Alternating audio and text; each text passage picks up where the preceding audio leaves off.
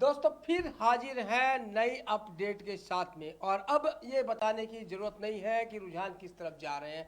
आप सभी लोगों को मालूम चल चुका है, पूरे पश्चिम बंगाल के लोगों को मालूम चल चुका है कि मुख्यमंत्री ममता बनर्जी दोबारा मुख्यमंत्री बनने जा रही है और तृणमूल कांग्रेस वापस से पुनः बंगाल की सत्ता पर काबिज होने जा रही है। आगे हम बातचीत करें, आगे लोगों की राय जाने, लोगों से विचार जाने, लेकिन उससे पहले हम कुछ जरूरी अपडेट हैं जो आप तक पहुंचा दें। तो सबसे पहले शुरुआत करते हैं सिलीगुड़ी की।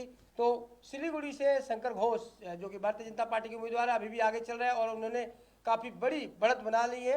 हालांकि अभी एक दो राउंड की गिनती होना बाकी है, फिर भी वो काफ़ी आगे चल रहे हैं। अब बात करें डाबग्राम फूलबाड़ी विधानसभा सीट की, तो वहां पर भी मंत्री गौतम देव अभी भी पीछे चल रहे हैं। जो हमारे पास ताज़ा जानकारी है उसके अनुसार अभी भी वो पीछे चल रहे हैं। बात करते हैं फांसी देवा विधानसभा सीट की, तो वहां से भारतीय जनता पार्टी के उम्मीदवार ने अच्छी खासी बढ़त बना ली है और वो विजय की तरफ बढ़ रहे हैं। बात करें माटीगढ़ा नक्सलबाड़ी विधानसभा की, तो वहां पर भी भारतीय जनता पार्टी के आनंद बर्मन अभी भी आगे चल रहे हैं। बात करते हैं दार्जिलिंग की, तो दार्जिलिंग में नीरज जिम्बा काफी वोटों से आगे चल रहे हैं। बात करें करसियांग की, तो वहां पर भी भारतीय जनता पार्टी के जो उम्मीदवार है वो काफी आगे चल रहे हैं। और बात करें कालिम्पोंग विधानसभा सीट की, तो वहां से जो निर्दलीय उम्मीदवार हैं, टीएमसी समर्थक निर्दलीय उम्मीदवार, उनके आगे चलने की खबरें आ रही है। अब आ जाते हैं, आप बात करें कुछ खास सीटों की, तो उसके लिए हम आपको बता दें कि हमारे पास जो जानकारी है उसके अनुसार शिवपुर से मनोज तिवारी जो कि टीएमसी के थे वो चुनाव जीत चुके हैं। और सबसे बड़ी खबर यह है कि ममता बनर्जी जो काफ़ी देर से, काफ़ी समय से पिछड़ते जा रही थी, उन्होंने अब बढ़त बना ली है और 16वें राउंड में जो हमारे पास जानकारी प्राप्त है 16वें राउंड में वो 820 वोटों से आगे हो गई है। तो ये एक खबर तृणमूल कांग्रेस के लिए अच्छी है कि जहां वो राज्य में पूरी तरह अपनी सत्ताधार है, वहीं उनकी जो सुप्रीमो है ममता बनर्जी वो भी पुनः लाइन में आ गई है, उन्होंने बढ़त बना ली है। वो एक अच्छी खबर है। और इसके बाद आपसे बता दें कि बाबुल सुप्रियो जो कि भारतीय जनता पार्टी के कद्दावर नेता है वो अभी भी अपने विधानसभा क्षेत्र से पीछे चल रहे हैं। इसके अलावा लॉकेट बनर्जी, राहुल सिन्हा अभी पीछे चल रहे हैं अपने विधानसभा क्षेत्र से। और बात करें निशित प्रमाणिक की, जो कि सुबह से, जो कुछ बिहार के सांसद भी है, जो सुबह से लगातार आगे चल रहे थे, अभी सुनने में आया है कि वो 1000 वोटों से फिलहाल पीछे चल रहे हैं। तो ये अंतिम दौर की मतगणना हो रही है और ऐसे समय में बहुत से परिणाम, जो बढ़त है वो परिणाम में बदलेगी और चौंकाने वाले परिणाम भी आ सकते हैं। कौन आगे बढ़ रहा था, कौन पीछे हो सकता है। तो अभी जो ट्रेंड है उनमें बदलाव आने की उम्मीद है। और बात करें पूरे ऑल ओवर रुझान की, तो अभी भी बता दें कि तृणमूल कांग्रेस ने 200 से ज़्यादा सीटों पर बढ़त बना रखी है। वहीं भारतीय जनता पार्टी की बात करें तो 81-82 सीटों पर उन्होंने बढ़त बना रखी है। और इस चुनाव की सबसे बड़ी बात देखने में ये आई कि पश्चिम बंगाल से तीसरे मोर्चा, जिसमें कि वामफ्रंट भी था, कांग्रेस भी थी और एक अन्य दल भी था, इन तीनों ही दलों का सफाया होता नजर आ रहा है। क्योंकि फिलहाल अभी तक इन तीनों पार्टियों के एकमात्र उम्मीदवार की बढ़त दिखाई जा रही है। तो ये एक नया ट्रेंड पश्चिम बंगाल में आप देख सकते हैं कि अब दो ही जो मुख्य पार्टियां रह गई है, भारतीय जनता पार्टी और तृणमूल कांग्रेस। जो कभी पश्चिम बंगाल पर राज करती थी वामफ्रंट और कांग्रेस, आज उनका एक तरह से कह सकते हैं कि नामो निशान तक का सफाया नजर आ रहा है। इस बार के जो वोट हुए वो कई मामलों में अलग हुए। अब बात करते हैं चुनाव परिणामों से थोड़ी हटके, और ये बात कहते हैं कि पश्चिम बंगाल पूरे देश को रास्ता दिखाता है और इसकी एक झलक ममता बनर्जी ने अपने चुनावी सभा में की हुई थी। उनके पैर में चोट आई थी तो उन्होंने कहा था कि हम एक टांग से पश्चिम बंगाल जीतेंगे और दो टांग यानी कि दो पैरों से दिल्ली जीतेंगे। अब ये इस बात की तरफ इशारा करता है कि क्या आने वाले समय में पश्चिम बंगाल एक प्रधानमंत्री भी देने वाला है, क्योंकि यही बात लागू होती है जब नरेंद्र मोदी लगातार तीसरी बार गुजरात के मुख्यमंत्री बने थे, उसके बाद ही उन्हें प्रधानमंत्री के रूप में प्रोजेक्ट किया था भारतीय जनता पार्टी ने और वो देश के प्रधानमंत्री बने और लगातार दूसरी बार भी बने। ठीक इसी राह पर चलती नजर आ रही है ममता बनर्जी। ममता बनर्जी का भी लगातार यह तीसरा टर्म होगा जब वो पश्चिम बंगाल की मुख्यमंत्री बनेगी। इसके अलावा वो केंद्रीय मंत्रालय भी अच्छी तरह संभाल चुकी है। तो हो सकता है कि आने वाले समय की जो राजनीति है, आने वाला जो समय होगा, वो ममता बनर्जी और पश्चिम बंगाल के लिए काफी महत्वपूर्ण होने जा रहा है या हो सकता है।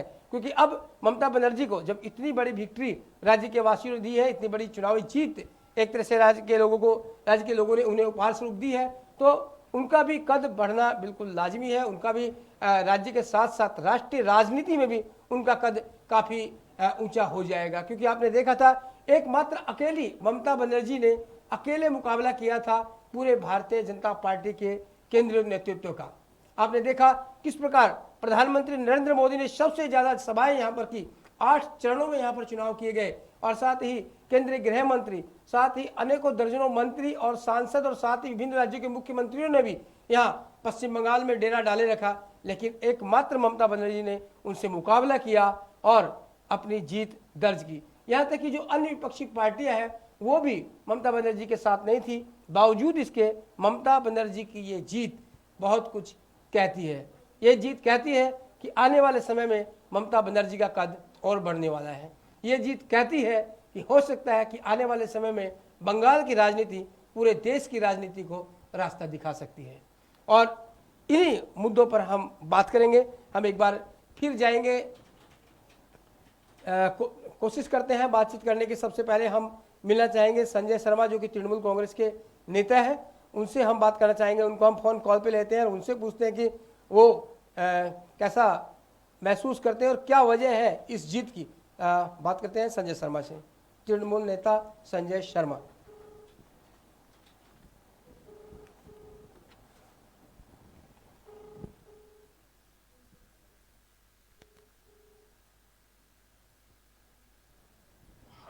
संजय जी नमस्कार।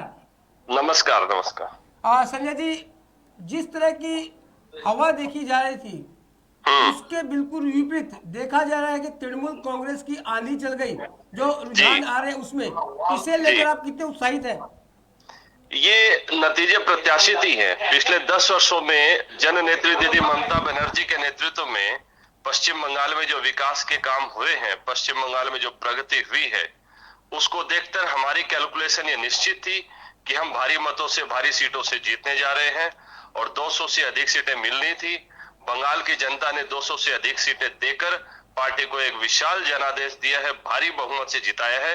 अब पार्टी की जिम्मेदारी, दीदी की जिम्मेदारी बंगाल के प्रति और बढ़ जाएगी और हम सब मिलकर राज्य को आगे बढ़ाने का काम करेंगे। संजय जी, केंद्र सरकार ने पूरी तरह ममता बनर्जी को घेर लिया था, उनकी पार्टी भी टूट चुकी थी, बावजूद इसके इतना अच्छा प्रदर्शन, क्या इसकी उम्मीद थी आप लोगों को? बिल्कुल उम्मीद थी, क्योंकि दीदी ममता बनर्जी पश्चिम बंगाल में लार्जर देन लाइफ एक ब्रांड है।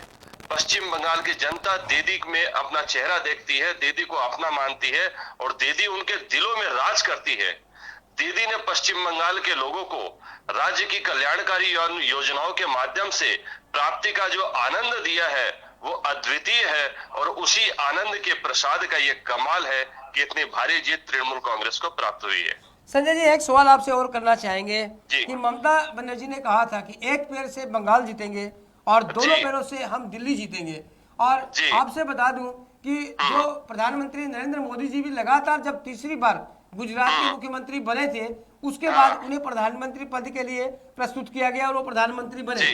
ठीक यही बात ममता जी पर भी लागू होती है। लगातार वो तीसरी बार मुख्यमंत्री बनने की तरफ अग्रसर है, मुख्यमंत्री बनने वाली है। और उसके बाद उन्होंने बातों ही बातों में कह भी दिया था कि हमारी नजर अब दिल्ली पर भी है। तो क्या समझा जाए कि आने वाले समय में पश्चिम बंगाल भारत को एक नया प्रधानमंत्री दे सकता है? देखिए, ये सब कल्पनाएं हैं। अभी लोकसभा चुनाव 2024 में होंगे, तब की क्या परिस्थितियां होंगी वो तब पर डिपेंड करेगा, लेकिन इसमें कोई दो राय नहीं है। आज दीदी एक ऐसा चेहरा बन गई है जो न सिर्फ पश्चिम बंगाल, न सिर्फ हमारे भारत देश में, बल्कि सारी दुनिया में गणतंत्र प्रेमी लोगों की आकर्षण का प्रमुख केंद्र बन गई है। और दीदी की इस भारी जीत ने दीदी की जो लौह क्षमता है वो दिखा दिया है और देश ने देखा है और दुनिया ने देखा है। इंदिरा जी के बाद दुनिया को एक आयरन लेडी प्राप्त हुई है जो केंद्र की इस अजीबोगरीब सरकार के सभी मंत्रियों के खिलाफ, सभी एजेंसियों के खिलाफ, सभी इनके साधनों के खिलाफ अकेली लड़ती रही। भांगा पाए खेला होवे, खेला होवे, खेला होवे बोलते बोलते बीजेपी को बंगाल की सीमा के बाहर कर दिया। बिल्कुल संजय जी, खेला तो हो गया और खेला खेल भी लिया और खेला में लग रहे हैं कि आप एक टांग से विजय भी हो गए। लेकिन जहां खुशी की बात है, लेकिन एक बात तो आपको स्वीकार करनी पड़ेगी कि उत्तर बंगाल में कहीं ना कहीं बीजेपी मजबूत हुई है। सिलीगुड़ी और उसके आसपास की सीटों पर भारतीय जनता पार्टी की बढ़त जारी है। जी, वास्तव में उत्तर बंगाल में पिछले लोकसभा चुनाव में भारतीय जनता पार्टी ने सभी सीटें जीती थी और भारी बहुमत से जीती थी। उसके बाद हमने अपने संगठन में विस्तार किया, संगठन को पकड़ा है, और ये भी मैं आज विश्वास के साथ कहता हूं, उत्तर बंगाल में हमें जितनी सीटें मिली है वो सीटें भाजपा के जो एमपी चुने गए थे उस समय 2019 में, उनकी जो अकर्मण्यता है, लोगों से दूर रहने की उनकी जो कार्यशैली है, इसके कारण भी लोग उनसे दुखी थे। हमें कुछ सफलता मिली है, यकीन मानिए हम इसी सफलता को मील का पत्थर मानते हुए आगामी दिनों में उत्तर बंगाल की सभी सीटें जीतने का भरपूर प्रयास करेंगे। बहुत बहुत संजय जी शुभकामनाएं आपको। खबर सबसे बात धन्यवाद। करने के लिए धन्यवाद। धन्यवाद, दिल से धन्यवाद।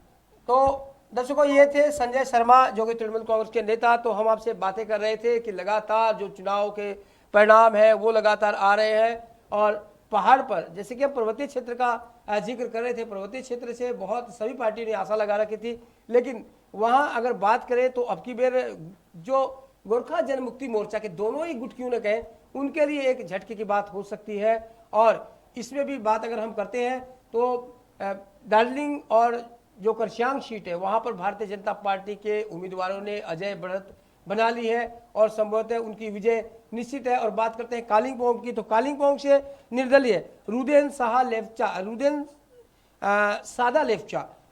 लेप्चा विजय की तरफ बढ़ रहे हैं, वो तृणमूल समर्थक बताए जाते हैं। ये है पहाड़ की 3 विधानसभा सीटों की बात है। अब बात करते हैं प्लेन में, तो फांसीदेवा भारतीय जनता पार्टी आगे चल रही है, माटीगेड़ा से आनंद बर्मन भारतीय जनता पार्टी के आगे चल रहे हैं, सिलीगुड़ी से शंकर घोष भारतीय जनता पार्टी के आगे चल रहे हैं। बात कर रहे हैं आपसे फूलबाड़ी डाबग्राम की, तो वहां से मंत्री गौतम देव पीछे चल रहे हैं, वहां से भारतीय जनता पार्टी की शिखा चटर्जी आगे चल रही है। तो ये सिलीगुड़ी और उसके आसपास की सीटों का हम आपसे बता रहे हैं। इसके अलावा अगर बात करें उत्तर बंगाल में भी तो कई स्थानों पर भारतीय जनता पार्टी आगे चल रही है। और बात करते हैं पूरे स्टेट की, तो उत्तर बंगाल में भारतीय जनता पार्टी ने हालांकि संतोषजनक प्रदर्शन किया है, लेकिन बात करते हैं साउथ बंगाल की, जहां से भारतीय जनता पार्टी को काफी आशा थी, वहां से भारतीय जनता पार्टी को जरूर झटका लगा है। और वहां तृणमूल कांग्रेस ने एक बार फिर अपने प्रदर्शन को दोहराया है, और जो ट्रेंड चल रहे हैं, जो बढ़त चल रही है, जो परिणाम आ रहे हैं, उसमें भारतीय जनता पार्टी पिछड़ रही है और तृणमूल कांग्रेस बराबर लगातार बढ़त बनाए हुए हैं। और सबसे ज्यादा आश्चर्य की बात यह है कि भारतीय जनता पार्टी के जो कह सकते हैं स्टार उम्मीदवार थे, स्टार प्रचारक भी थे, स्टार उम्मीदवार थे, उन्होंने भी काफी निराश किया। लॉकेट चटर्जी पीछे चल रही है, राहुल सिन्हा पीछे चल रहे हैं, केंद्रीय मंत्री बाबुल सुप्रियो पीछे चल रहे हैं। अभी कुछ देर पहले यह भी सुनने में आया था कि निशित प्रामाणिक जो कि उत्तर बंगाल से भारतीय जनता पार्टी के कद्दावर सांसद है, वो भी जो वहां अपने प्रतिद्वंदी है उससे लगभग 1100 वोटों से पीछे चल रहे थे। तो अभी बहुत क्रूशियल टाइम है, अभी जैसे जैसे समय बदलेगा वैसे वैसे सीटें बदल सकती है। और ममता बनर्जी जो अगर हम अभी माने जो हमारे पास खबरें आ रही है, तो ममता बनर्जी जीतने की खबर आ रही है 1200 वोटों से।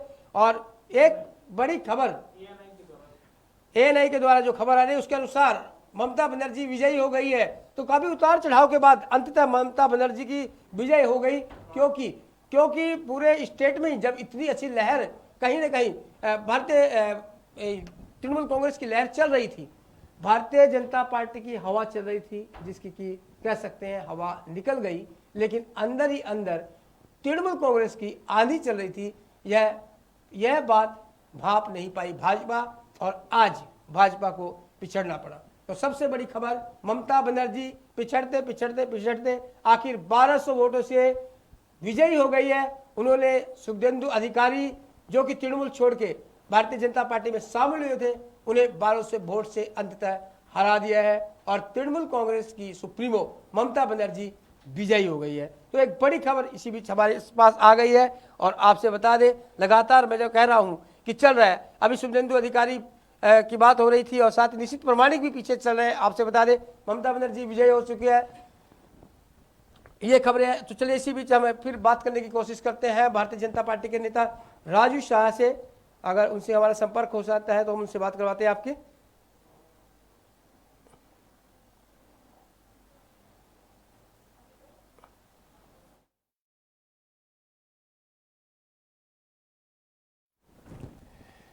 काफी चौंकाने वाले परिणाम रहे, लोगों को बहुत बड़ी आशा थी, विशेषकर भारतीय जनता पार्टी को।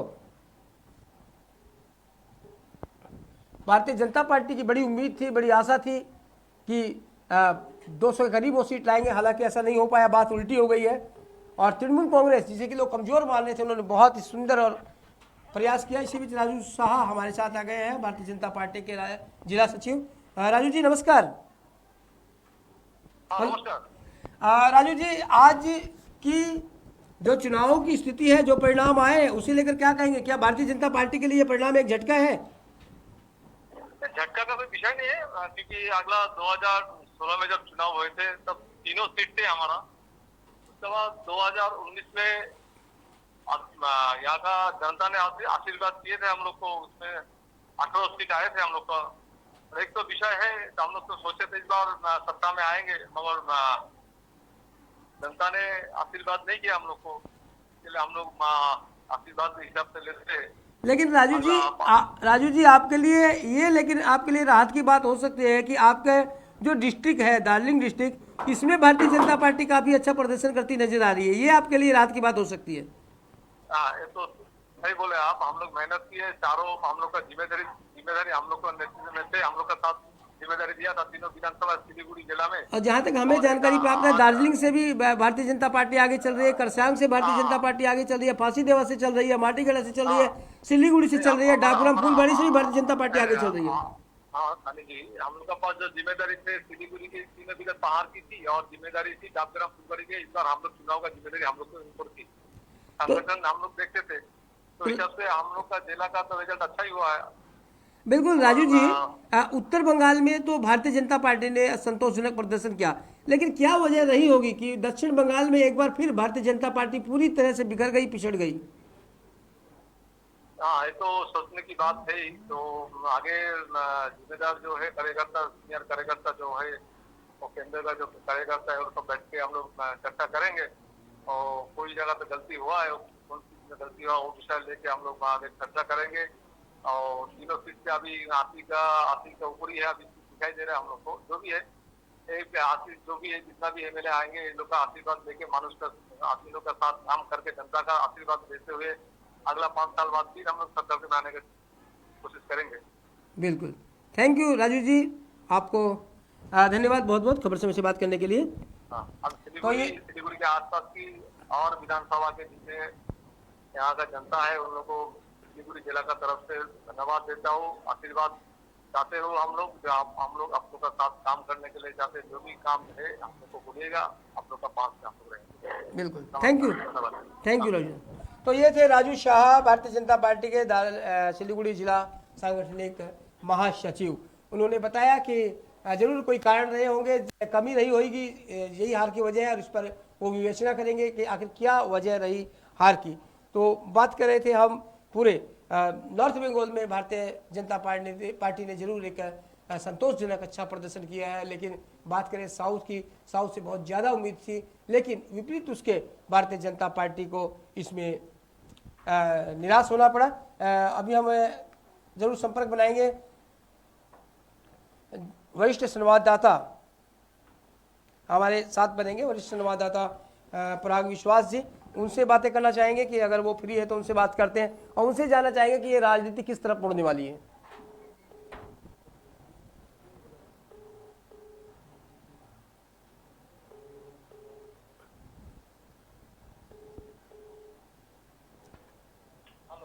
हाँ परागदा, नमस्कार, एक बार फिर स्वागत है खबर समय में आपका।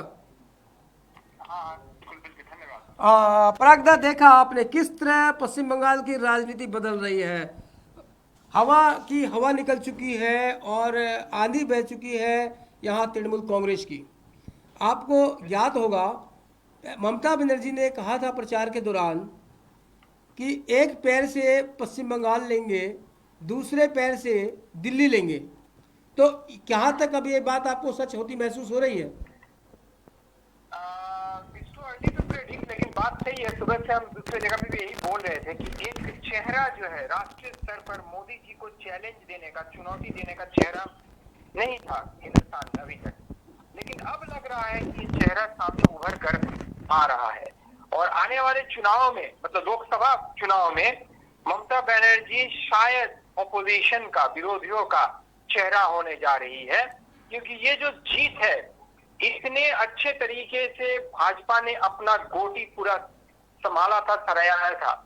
उनका स्ट्रेटेजी, उनका रणनीति पूरी तरीके से उन्होंने बनाया था, और एक प्रधानमंत्री इतने सभा किए यहाँ पे आके। हाँ, प्रधानमंत्री जी ने, मैं पहले ही कहा था कि 18 सभाएं की, 8 चरणों में चुनाव हुए, और ममता बनर्जी मात्र अकेली महिला थी जो लड़ रही थी। उसके अलावा विपक्ष के पार्टियों ने भी उनका साथ नहीं दिया। बिल्कुल किसी ने साथ नहीं दिया। बावजूद इसके ममता बनर्जी ने सुपड़ा साफ कर दिया सबका। जी बिल्कुल बिल्कुल। और दूसरी बात यह है कि ममता बनर्जी के लिए छोटा सा एक वेकअप कॉल था, क्योंकि शुभेंदु से मात्र वो 1200 वोट पे जीत पाई है। ये उनके लिए एक वेकअप कॉल था। और दूसरा वेकअप कॉल है भाजपा के लिए। थोड़ा कहीं पे लगता है कि भाजपा ओवर कॉन्फिडेंट था। लेकिन परागदा, मैं बीच में रोकूंगा। आपने कहा कि छोटे परिणाम से जीत हुई है ममता बनर्जी की, लेकिन आप ये भी तो सोचिए कि दुश्मन की चुनौती को स्वीकार कर दुश्मन के घर में जाके दुश्मन को हराना, यह कितनी बड़ी बात है।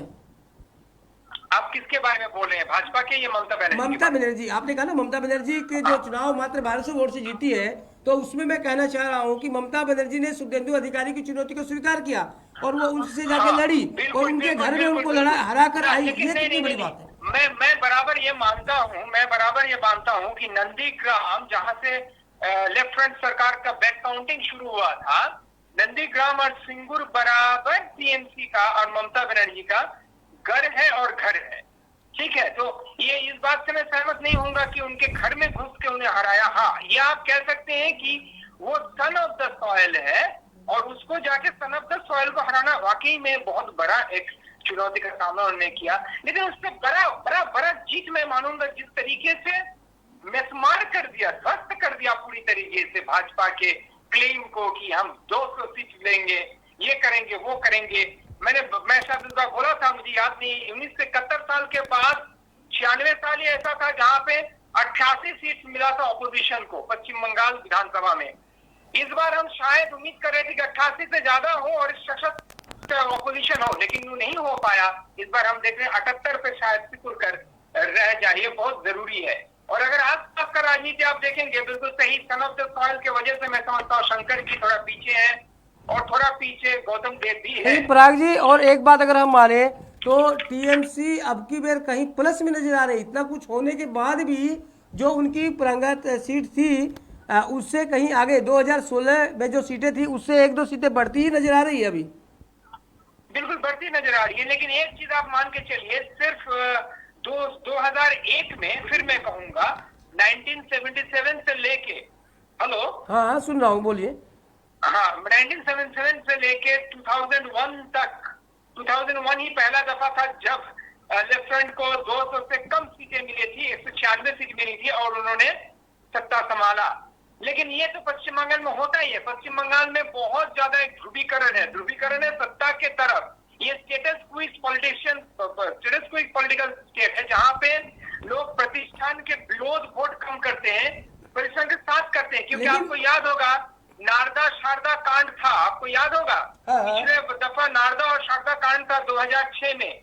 बहुत मटकने लगाई गई थी कि इस बार शायद ममता बनर्जी पूरा बहुमत हासिल न कर पाए, सीट जीतेंगी काफी, लेकिन बहुमत हासिल, फिर वो 200 से ज्यादा अधिक सीट से जीती। इस बार भी भाजपा का कड़ा चुनौती था, दिख रहा था at least on pen and paper, लेकिन वो तो पेपर टाइगर बन के रह गए, कुछ कर नहीं पाए। लेकिन एक चीज आपको याद रखना पड़ेगा कि पहली दफा पश्चिम बंगाल में आइडेंटिटी पॉलिटिक्स हुआ है, ये चीज आपको मानना पड़ेगा। मैं बार बार ये कह रहा हूँ, कहीं ना कहीं आइडेंटिटी पॉलिटिक्स यहाँ पे हुआ है, और ये बात सही है। बार बार मैं ये कहूंगा कि कहीं ना कहीं माइनॉरिटी वोट जिस जगह पे जाना चाहिए उसी जगह पे गया है, बटा नहीं है, टूटा नहीं है, इधर उधर नहीं गया है, एक जगह पे, किसी जगह पे कंसेंट्रेटेड गया है। क्योंकि हमें भूलना नहीं पड़ेगा कि 60% मुस्लिम माइनॉरिटी वोट है कई जिलों में पश्चिम बंगाल में, मालदा और मुर्शिदाबाद में, और कई जगह में। यानी आप कह सकते हैं कि टीएमसी की जीत में माइनॉरिटी के वोट का बहुत बड़ा योगदान है। माइनॉरिटी का और महिला का और मसुआ का, मैं बोल चुका हूं, तो महिला, माइनॉरिटी, मसुआ, ये सारे मिलकर ममता को जिताइए। M3 का योगदान है। हाँ, M3 महिला मतुआ माइनॉरिटी M3 का बिल्कुल M3 का है। माइनॉरिटी में सिर्फ मुस्लिम नहीं कह रहा हूँ मैं, मतलब माइनॉरिटी मींस एवरी माइनॉरिटी। हो सकता है, बुद्धिस्ट हो सकता है, क्रिश्चियंस हो सकते हैं। अच्छा, मजे की बात ये देखिए आप, एनआरसी लागू हुआ ये असम में। हाँ। असम में दूसरे एनआरसी लागू होने के बाद कंसंट्रेशन कैंप में लोगों को भेजा गया। उसमें हिंदू लोग भी थे, मुसलमान लोग भी थे, और तबके के लोग भी थे, और संप्रदाय के लोग भी थे। लेकिन भाजपा वहां पे वापस सत्ता में आ गए। हाँ, वहाँ पर भाजपा को फायदा है 5 सीटों का। बंगाल में, हाँ, असम में भारतीय जनता पार्टी को फायदा ही हुआ है, 5 सीटें बढ़ी है उनकी, 7 सीटें बढ़ी है उनकी। हाँ। लेकिन पश्चिम बंगाल में एनआरसी हम नहीं करने देंगे। अमित शाह आखिर ये कहने पे मजबूर भी हो गए कि कौन कर रहा है एनआरसी, हम तो अभी एनआरसी नहीं कर रहे हैं, ये हवा में क्यों बात बोला जा रहा है। तो इसके बावजूद भी ये हशर हुआ हमारे पश्चिम बंगाल में। And we have 30 to 35% minority. ये लिंग्विस्टिक माइनॉरिटी भी है, रिलीजियस भी है, एथनिक भी है, बहुत सारे एथनिक ग्रुप्स है। जैसे कि मान लीजिए जंगल महल में आप बोल रहे थे, जो मतुआ बोल रहे थे, वो एथनिक माइनॉरिटी है। उसके बाद जो दलित है। पराग जी, एक सवाल मैं आपसे करना चाहूंगा पराग जी, कि देखिए जब सुना जा रहा है कि मोदी जी लगातार 3 बार गुजरात के मुख्यमंत्री बने, उसके लगातार 3 बार गुजरात के मुख्यमंत्री बने। हेलो, हाँ बोलिए। हाँ, मैं बोल रहा था कि जो मोदी जी हैं लगातार गुजरात के मुख्यमंत्री बने 3 बार, उसके बाद वो प्रधानमंत्री बनने की दौड़ में आए। उसी तरह ममता बनर्जी उसी तरह ममता बनर्जी का भी ये तीसरा चांस है। और तो क्या समझा जाए कि आने वाले समय में ममता बनर्जी इस तरफ कदम बढ़ा सकती है? देखिए, पश्चिम बंगाल से आज तक कोई मुख्यमंत्री या कोई प्रधानमंत्री नहीं मिला है। हमको राष्ट्रपति मिला है प्रणब मुखर्जी को। लेकिन कोई बिल्कुल पश्चिम बंगाल के लोग तो चाहेंगे, हम पश्चिम बंगाल के होने के नाते हम जरूर चाहेंगे। क्योंकि एक समय ज्योति बसु का भी नाम बहुत ज्यादा आया था, लेकिन उन्होंने नहीं किया था, प्रधानमंत्री पद नहीं लिया, उन्होंने नहीं लिया। हाँ। लेकिन और सबसे बड़ी चीज ये है कि ज्योति बसु उस तरीके से राष्ट्रीय राजनीति में उस तरीके से उभर कर नहीं आया। लेकिन ममता बनर्जी के साथ ऐसा है कि ममता बनर्जी लेकिन राष्ट्रीय राजनीति में थी, कई दफा वो मंत्री रह चुके हैं, कैबिनेट मंत्री रह चुके हैं। तो इसमें कोई हम दंग नहीं रहेंगे। इसमें कोई पराग जी ये भी बात पक्की है कि पराग जी ये भी बात पक्की है कि ममता की इस जीत से पूरे देश में राष्ट्रीय राजनीति में भी ममता का कद बढ़ेगा, बहुत बड़ा कद बढ़ेगा। क्या काफी लंबी हो जाएंगी। और सबसे बड़ी चीज है कि बंगाल का ये चुनाव देश के लिए काफी निर्णायक सिद्ध होगा कई फैक्टर्स के साथ। एक और फैक्टर जो सामने आएगा कि हिंदुस्तान में सेक्युलर पॉलिटिक्स ज्यादा है, इंक्लूसिव पॉलिटिक्स ने धर्मनिरपेक्षता बढ़ चढ़ के बोलना शुरू किया है, और हिंदू राष्ट्रवाद जो है उसको एक चुनौती मिल चुका है कि हम सब मिलकर रहना चाहते हैं। यहाँ पे ध्रुवीकरण की राजनीति नहीं चलेगी, सम्मिलित राजनीति चलेगी। हम सब एक साथ मिलकर चलेंगे। और ममता बनर्जी का चेहरा मोदी जी के राष्ट्रवाद के चेहरा के खिलाफ उनके, वो तो अभी एक बन चुके हैं ना, मोदी विरोधी राष्ट्रीय चेहरा जो है वो बनकर वो सामने उभर कर आई है। लेकिन प्रयाग जी एक बात और है, एक बात और सिद्ध हो गई है कि राज्य की जनता, कहीं भी राज्य की जनता अलग अलग मुद्दों पर अलग अलग वोटिंग करती है। लोकसभा के लिए वो अलग वोट करती है और विधानसभा के उसके मुद्दे अलग होते हैं, विधानसभा के लिए अलग वोटिंग करती है, और ये सिद्ध हो गया पश्चिम बंगाल में भी।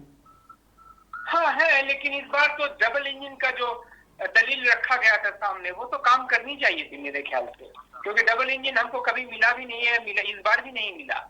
सरकार कई सालों से नहीं मिला है डबल इंजन।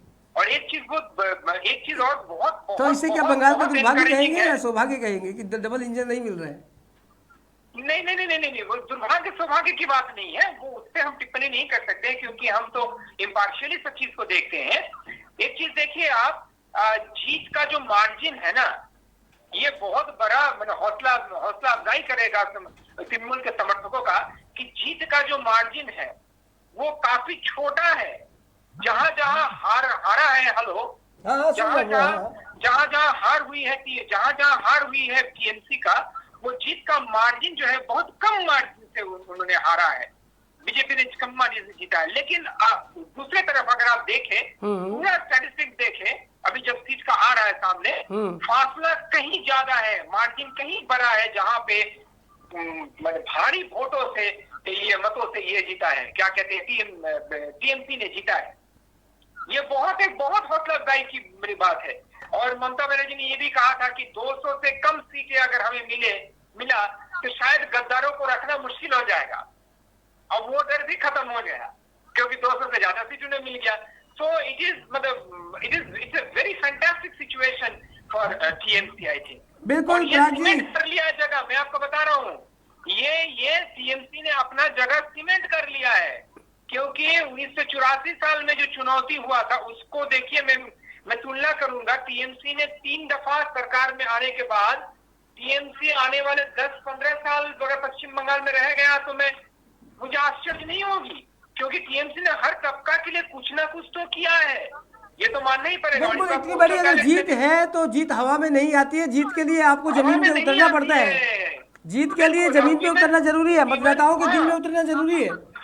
हाँ, एक और चीज फैक्टर देखिए आप, 20.1 करोड़ फर्स्ट टाइम वोटर्स थे इस बार, 20.1 लाख, जो कि पूरे देश में सबसे ज्यादा तादाद के फर्स्ट टाइम वोटर्स थे।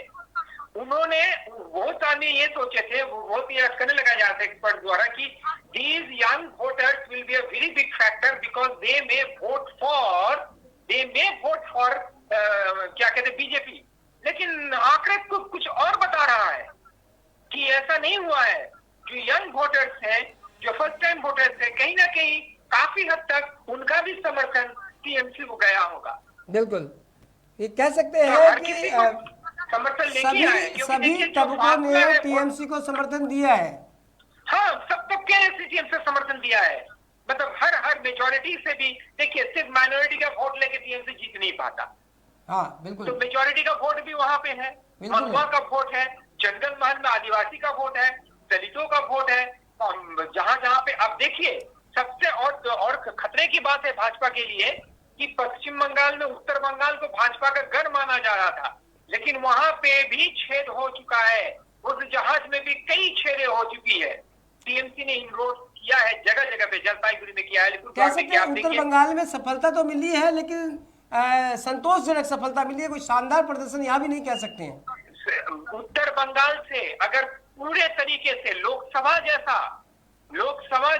अगर रिजल्ट आता तो काफी फासला कम हो जाता सर, काफी फासला सोनी जी कम हो जाता। लेकिन वो भी तो नहीं हुआ है।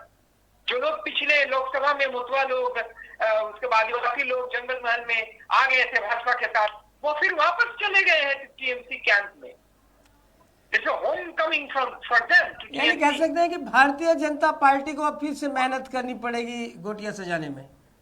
ये चीज going to be very uphill task. मुझे पता नहीं कैसे कर पाएंगे, और सुनने में आ रहा है, मुझे अभी तक पुष्टिकरण नहीं हुआ, आपके सुनते हो सकता है कि प्रशांत, मैं दूसरे चैनल में था तो प्रशांत किशोर शायद बोले हैं कि आई विल क्विट आईपैक। हाँ, तो शायद ये उनका एक रणनीति होगा, वो ऑन द विनिंग नोट वो खत्म करना चाहते हैं अपना कैरियर। बिल्कुल। इन्होंने ये कहा था, प्रशांत दिखाना चाहते हैं कि मैंने अब जिता दिया, मेरा काम खत्म, मैं जा रहा हूँ। नहीं, he is very clever, he is a very good diplomat. Chit भी उनका, पद भी उनका, क्योंकि उन्हें पता था कि अगर 3 डिजिट चला जाए बीजेपी में क्विट करने वाला हूँ, अगर नहीं भी जाए तो मैं जीत के क्विट करने वाला हूँ। तो उनके लिए विन विन गेम था ये। मैं समझता हूँ पीके is a bigger winner in this particular West Bengal assembly election than Mamata Banerjee had done. Okay, thank you प्रागदा, फिर आपसे मिलेंगे और चर्चा करने की कोशिश करेंगे भावी राजनीति को लेकर। आपने खबर से मेरे को इतना टाइम दिया, बहुत बहुत धन्यवाद। No, it's my pleasure, thank you. तो ये थे वरिष्ठ पत्रकार पराग विश्वास, जिन्होंने अपनी बातें रखी, उन्होंने बताया, उन्होंने मंथन किया कि किस प्रकार जो है भारतीय जनता पार्टी पिछड़ गई और तृणमूल कांग्रेस आगे बढ़ गई, क्या वजह रही होगी। और मुख्य वजह उन्होंने बताई थी कि महिलाओं ने वोट उन्होंने दिए, मतुआ समाज ने उन्होंने वोट दिए, माइनॉरिटी ने उन्हें वोट दिए, और भारतीय जनता पार्टी भारतीय जनता पार्टी को इसका खामियाजा भुगतना पड़ा। तो फिर एक नई ताज़ा अपडेट आपसे बता दें कि ममता बनर्जी चुनाव जीत गई है 1200 वोटों से, और इसके अलावा लगातार हम आपको बता रहे हैं।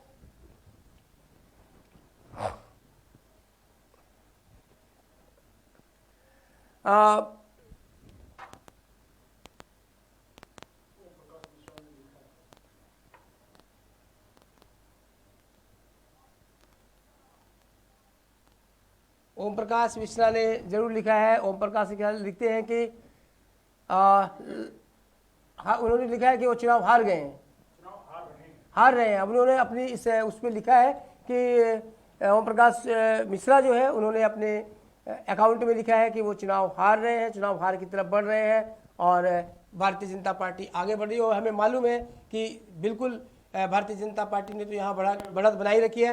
और सिलीगुड़ी विधानसभा सीट के लिए एक सबसे बड़ी खास बात यह भी है कि अशोक भट्टाचार्य जो यहाँ से कई बार विधायक रहे, कई बार मंत्री रहे, मेयर रहे, बावजूद इसके वो तीसरे नंबर पर आए हैं। ये बहुत ही उनके लिए शौक की बात हो सकती है। उन्हें विश्वास था कि वो जीतेंगे, लेकिन वो तीसरे स्थान पर आए और यही कारण था कि वो तीसरे दौर में ही लगभग हार मान चुके थे और तीसरे दौर में ही उन्होंने जो काउंटिंग टेबल है वो छोड़ दी थी और बाहर आकर पत्रकारों को संबोधित भी किया था।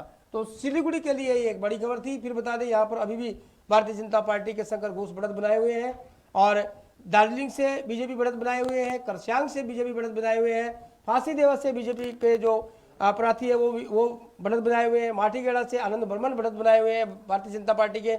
और बात करें डाबग्राम फूलबाड़ी की तो वहां पर भी भारतीय जनता पार्टी के शिखा चटर्जी बढ़त बनाए हुए हैं। तो ये सिलीगुड़ी के आसपास की अपडेट थी। लगातार अब जो हार जीत आएगी उससे हम आपको अवगत कराते रहेंगे। आप बन रहे खबर समय पर और देखते रहे खबर समय, हर समय खबर समय। धन्यवाद।